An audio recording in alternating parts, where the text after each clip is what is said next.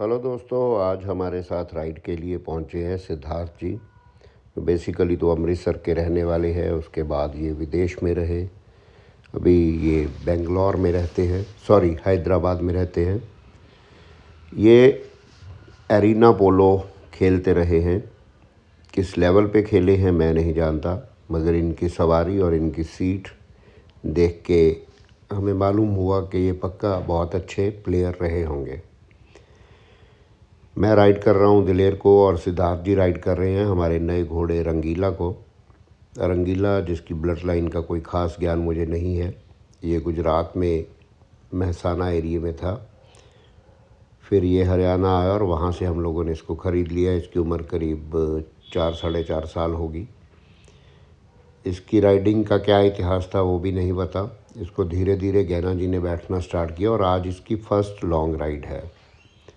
सिद्धार्थ जी की सीट देख के पहले उनको हम लोगों ने फार्म के अंदर एक राइड कराई। जब वो कंफर्टेबल हो गए तब घोड़े को बाहर निकाला गया और रंगीला ने बहुत ही अच्छा परफॉर्म किया। दिलेर हमेशा की तरह ही उछल कूद में के मूड में है। पहले भी फार्म पे कोई एक घोड़े वाले आए, उन्होंने दिलेर पे बैठना चाहा तो इसकी वही पुरानी आदत, बार बार खड़े होता रहा। उनको बिल्कुल भी इसने सवारी का मज़ा नहीं दिया। सेम इसने मेरे साथ किया, मगर जब पकड़ के थोड़ी देर बाद इसका मूड ठीक हुआ तो घोड़े के साथ ये राइड पे आ गया है। सिद्धार्थ जी अमेरिका में भी रहे, वहाँ पे भी इन्होंने काफ़ी सारी लॉन्ग राइड्स की है कुछ रेंचेस के ऊपर। और इनके हाथ का स्टाइल देख के आप समझ सकते हो कि ये वाकई ही पोलो खेलते रहे होंगे। ये सिंगल हैंड राइडिंग करते हैं और दूसरा हाथ स्टिक वाले मोड में ही इनका रहता है। जब आपका साथी सवार अच्छा हो तो आपका स्ट्रेस कम हो जाता है, वरना तो लॉन्ग राइड में हमेशा यही डर लगा रहता है कि आपका जो गेस्ट है वो गिर ना जाए, उसको किसी तरह की चोट ना लग जाए। बहुत सारे लोग हमें हेलमेट पहनने की सलाह देते हैं, उनकी सलाह बिल्कुल ठीक है, मगर ज़्यादातर हमारा रास्ता ऐसा है जो बिल्कुल ही कच्चा है। बाकी चोट तो आपको भगवान ही बचा सकता है, हेलमेट शायद उतना ना बचा पाए। बाकी हम लोगों को हेलमेट की आदत भी नहीं है। आज की राइड काफ़ी स्पीड वाली रही क्योंकि सिद्धार्थ जी का कॉन्फिडेंस और उनकी सीट अच्छी है। अदरवाइज तो नॉर्मल राइड हमारी वॉक ट्रॉट वाला ही रहती है। दिलेर को तो ट्रॉट चलाना भी मुश्किल है। पंजाब में भीषण ठंड की वजह से हमारी कोई भी राइड्स नहीं हो पाई। अदरवाइज़ तो आज हमारी एक ग्रुप राइड थी, मगर हमारे जो भाई हरियाणा में रहते हैं, किसान आंदोलन की वजह से सारे रास्ते बंद हैं और उनका यहाँ आना पॉसिबल नहीं हो पाया। तो फिर ये राइड हम 2 लोगों की ही रह गई। कैमरा पे आज हैं गुरप्रीत सोमल और बाइक पे हैं जेटी भाई। दोनों को बहुत बहुत धन्यवाद। सिद्धार्थ जी को भी राइड का जो मज़ा आया वो तो अलग है। मारवाड़ी घोड़े को शायद उन्होंने ज़िंदगी में 4-5 बार ही चलाया और इस तरह से खेतों में तो पहली बार है। और एक अच्छी यादगार राइड का वीडियो भी ना बने, वो भी उसके साथ नाइंसाफ़ी है। जो भी हमारे गेस्ट हैं उनको मज़ा तो आई है ये राइड में, और उनका एक वीडियो हमेशा ऑनलाइन रहे जिसको वो बार बार देख के अपनी यादें ताज़ा कर सके। उससे बेहतर ट्रीट मुझे नहीं लगता कोई हो सकती है। दिलेर को काठी शायद 15-20 दिन बाद लगी होगी, क्योंकि बीच में काफ़ी दिन हम लोग जोधपुर शो के लिए गए, फिर राजस्थान घूमते रहे। तो घोड़े ठंड और समय कम होने की वजह से आलमोस्ट काम से बाहर है। काठी लगी किसी को तो वो था रंगीला। रंगीला मैंने इसको काफ़ी दिन फेसबुक पे फॉर सेल की पोस्ट में भी रखा, किसी ने इसको नहीं ख़रीदा तो हम लोगों ने इसको गेल्ड कर दिया है। और बहुत सारे जो सो कॉल्ड प्रेमी लोग बोलेंगे कि इसको गेल्ड क्यों किया, इसको नर रखना चाहिए था। तो हमारी अपनी मजबूरी है। जब घोड़ा दूसरे घोड़ों को काटने की कोशिश करे, लाते मारे, डिसिप्लिन में सही ना आए, तो आपके पास कोई इलाज भी नहीं है। और हमारे पास ऑलरेडी ब्रीडिंग स्टैलियन है, तो बहुत सारे लोग एक इल्ज़ाम भी घोड़े वालों पे लगाते हैं कि ये रात को कोई और घोड़ा खोल देते हैं, किसी और घोड़े से घोड़ियाँ मेट करा देते हैं। सो वैसे इल्ज़ामों से बचने के लिए भी हम लोग एक से ज़्यादा नर कभी फार्म पे नहीं रखते। और ये वर्ल्ड में प्रूवन है कि जो राइडिंग एबिलिटीज़ या जो राइडिंग का डिसिप्लिन एक गेल्डिंग में होता है वो नर में नहीं होता। ये घोड़ा 4.5 साल का है और शायद ही किसी ने इससे आज तक मेटिंग कराई होगी। और बहुत जल्द आप नोटिस करोगे कि इसकी सेहत पहले से बहुत ज़्यादा अच्छी भी हो जाएगी। दिलेर एक ऐसी मिसाइल है, चल जाए तो बहुत दूर तक मार करे, हो सकता है ना ही चले। और स्टार्टिंग के कुछ पल ये अपना पूरा जलवा दिखाता है, उछल कूद करता है, बकिंग करता है, रेयरिंग करता है, मगर जब ये चल जाता है तो फिर ये काफ़ी अच्छा मज़ा देने वाला घोड़ा है।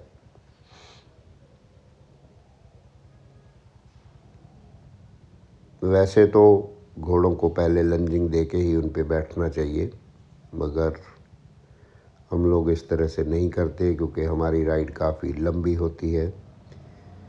बाकी अगर घोड़े का रुआ भी हम घर से ख़त्म करके लाएंगे तो फिर उस ठंडे से घोड़े थके हुए घोड़े पे बैठने का भी क्या मज़ा। हमारी राइड यहाँ तक 4 किलोमीटर हो जाती है। टोटल आज की राइड करीब 12 किलोमीटर की है। घोड़े को हम जितना भी ट्रेन कर लें, मगर जब आप उसको दोबारा निकालते हो तो वो पुरानी चीज़ों से कई बार उसी तरह डरता है जैसे वो पहली बार उस रास्ते पे आया हो। तो आपको लगता है कि हमारी जो सारी ट्रेनिंग है वो बेकार गई।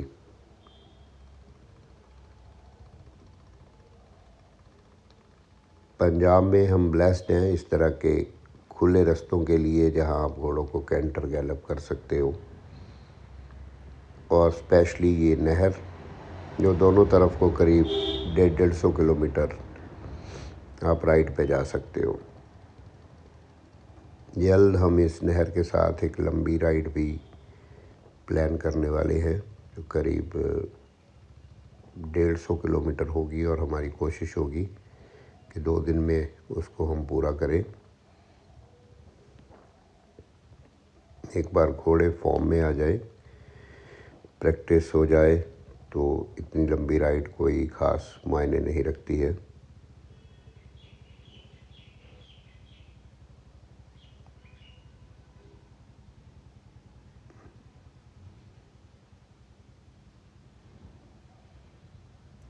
सिद्धार्थ जी पंजाबी थे, पंजाबी हैं, उस वजह से हमारी कन्वर्सेशन काफ़ी लंबी रही। उनके घोड़ों के शौक़ के बारे में, उनकी सवारी के बारे में। सिद्धार्थ जी का पटियाला शहर से भी एक रिश्ता रहा है क्योंकि वो थापर इंजीनियरिंग यूनिवर्सिटी में भी पढ़े हुए हैं, और आज के समय ये एक मल्टीनेशनल कंपनी में जॉब करते हैं। सो ये राइड उनके लिए एक तरह की स्ट्रेस रिलीवर ही है। जो लोग घोड़े नहीं पाल सकते, अगर वो राइडिंग के शौकीन हैं, उन लोगों को कैटर करने के लिए ही हमने ये लॉन्ग राइडर्स रेंच बनाई है, ताकि साल में 1-2 दिन आके आप कुछ लंबी सवारी कर सको। पूरा साल तो घोड़ा रखना बहुत ही महंगा और आपका समय लेने वाला काम है, और समय ही आजकल लोगों के पास नहीं है। वैसे भी जब आप घोड़ों का एक फार्म बना लेते हो तो वो भी अपने आप में एक काम बन जाता है, और आप सवारी का मज़ा नहीं ले सकते।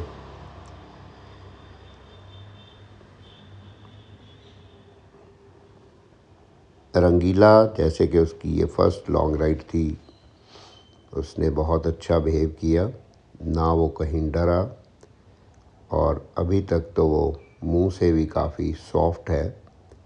उसको रोकने के लिए, उसको कंट्रोल करने के लिए आपको ज़्यादा ज़ोर लगाने की ज़रूरत नहीं। जबकि दिलेर, जिसको मुझे हमेशा ही रोक के रखना पड़ता है और ये हमेशा ही भागना चाहता है, अगर बिना मतलब के भगाने के बाद घोड़े की लेग्स की जो हेल्थ है, जॉइंट्स की जो हेल्थ है, वो अच्छी नहीं रहेगी। और ये घोड़ा इस बात को समझ नहीं रहा है। खैर, ये मेरी ड्यूटी है इसको बचा के रखना लंबे समय तक, क्योंकि घोड़े को कभी भी मालूम नहीं रहता कि ये रास्ता कितना लंबा होने वाला है, यार ये राइड कितनी लंबी होने वाली है। इसीलिए वो नहीं समझ पाता कि अपने बॉडी को कैसे बचा के रखना है। ये हमारी राइड का एक फेवरेट पॉइंट रहता है। इस तरह की वाटरफॉल्स बहुत सारी हैं जो इस नहर के किनारे आती रहती हैं।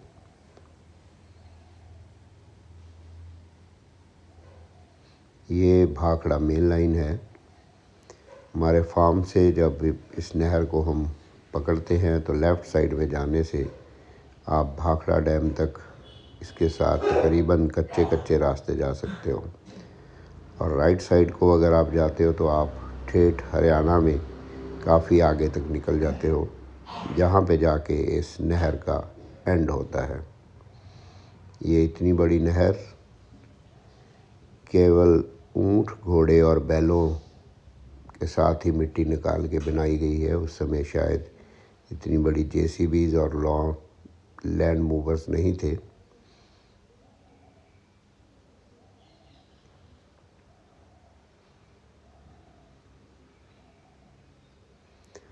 अब हमारा वापसी का सफ़र है। यहाँ से फार्म 4 किलोमीटर दूर बच गया है। मारवाड़ी घोड़ों की एक विशेषता ज़रूर है कि आपको इनको चलाने के लिए एड़ियाँ नहीं लगानी पड़ती, उल्टा आपको इनको रोक के रखना मुश्किल होता है। सो इनका एनर्जी लेवल काफ़ी हाई रहता है। यहाँ से करीब आधा किलोमीटर, पौना किलोमीटर ये रोड रहती है, उसके बाद फिर से कच्चा रास्ता।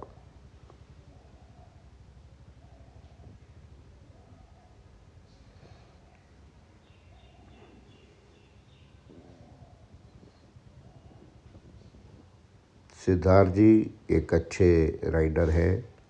एक बार जिन रकाबों पे बैठ गए, एक बार जैसी काठी पे बैठ गए, तो उन्होंने पूरे रास्ते कभी भी कोई कंप्लेन नहीं की, ना घोड़े के बारे में, ना सैडल के बारे में। अनजान सवार जब होता है तो वो हमेशा फॉल्ट ही ढूंढता रहता है, काठी में, घोड़े में, रास्ते में, या वो थक जाता है।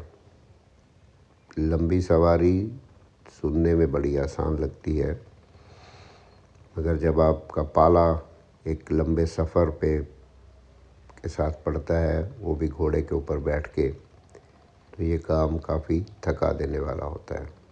और जिन्होंने लॉन्ग राइड्स नहीं की, उनको ये आइडिया भी नहीं होता एक लंबी सवारी करने में कितना समय, किस तरह की एनर्जी लगती है।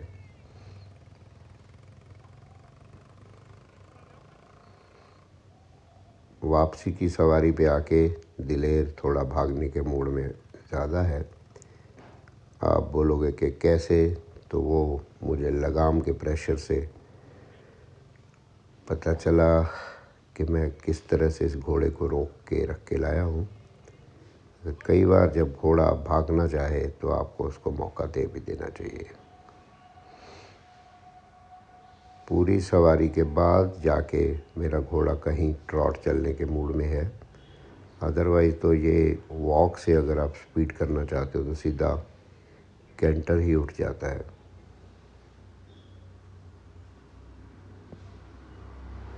ये हमारी ट्रेनिंग की भी कमी है कि हम लोग घोड़ों को ग्राउंड वर्क कोई नहीं देते हैं। जब भी घोड़ों पे काठी लगती है तो वो सीधा बाहर के लिए ही जाते हैं।